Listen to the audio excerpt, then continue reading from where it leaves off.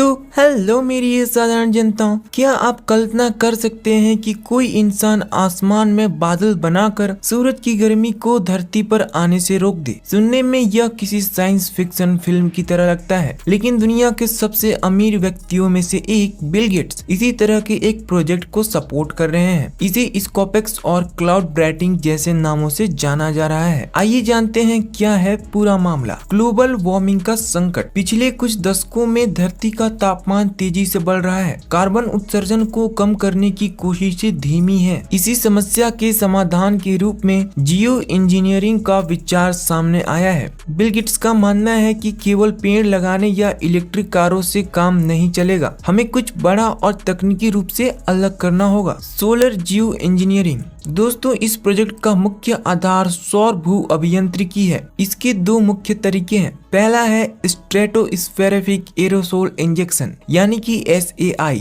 दोस्तों, इसमें हवाई जहाजों की मदद से वायुमंडल की ऊपरी परत में रिफ्लेक्टिव कण जैसे कि कैल्शियम कार्बोनेट छोड़े जाते हैं। और दूसरा तरीका है मरीन क्लाउड ब्राइटिंग यानी कि MCB। इसमें समुद्र के ऊपर मौजूद बादलों में समुद्री नमक का छिड़काव करना ताकि वे ज्यादा सफेद और चमकीले हो जाएं और सूरज की रोशनी को वापस अंतरिक्ष में परावर्तित कर दें ताकि धरती पर ग्लोबल वार्मिंग कम हो जाए। दोस्तों, बिल गेट्स हार्वर्ड यूनिवर्सिटी के स्कोपेक्स प्रोजेक्ट को फंड कर रहे हैं। वैज्ञानिक एक ऐसा गुब्बारा आसमान में छोड़ना चाहते हैं जो सूक्ष्म कणों में हवा को फैलाए। उनका उद्देश्य यह है कि उनको यह देखना है कि क्या ये कण ओजोन परत को नुकसान पहुंचाए बिना धरती के तापमान को कम कर सकते हैं। लेकिन दोस्तों, इसमें विवाद और चुनौतियां भी है। पहला है खतरनाक परिणाम। दोस्तों, आलोचकों का कहना है कि अगर हम प्रकृति के साथ इस तरह से छेड़छाड़ करेंगे तो मानसून का चक्र बिगड़ सकता है और हो सकता है कि कहीं भयंकर सूखा पड़ जाए या कहीं बाढ़ आ जाए। और कुछ वैज्ञानिकों को ये डर है कि ये रासायनिक कण हमारी सुरक्षा कवच यानी कि ओजोन लेयर को पतला कर सकते हैं। दोस्तों, फिलहाल स्वीडन जैसे देशों में इस प्रोजेक्ट के परीक्षण को विरोध के कारण रोक दिया गया था। अंतर्राष्ट्रीय स्तर पर भी अब तक कोई सर्वसहमत समझौता नहीं मिला है कि इस तकनीक का इस्तेमाल कब और कैसे किया जाए। कुल मिलाजुला कर निष्कर्ष यह निकलता है, बिल गेट्स का यह बादल बनाने वाला विजन ग्लोबल वार्मिंग के खिलाफ एक इमरजेंसी ब्रेक की तरह देखा जा सकता है। लेकिन सवाल वही है, क्या इंसान को ईश्वर बनने की कोशिश करनी चाहिए? अगर यह सफल रहा तो हम धरती को बचा सकते हैं और गलत हुआ तो इसके परिणाम भयावह हो सकते हैं। What do you think? Please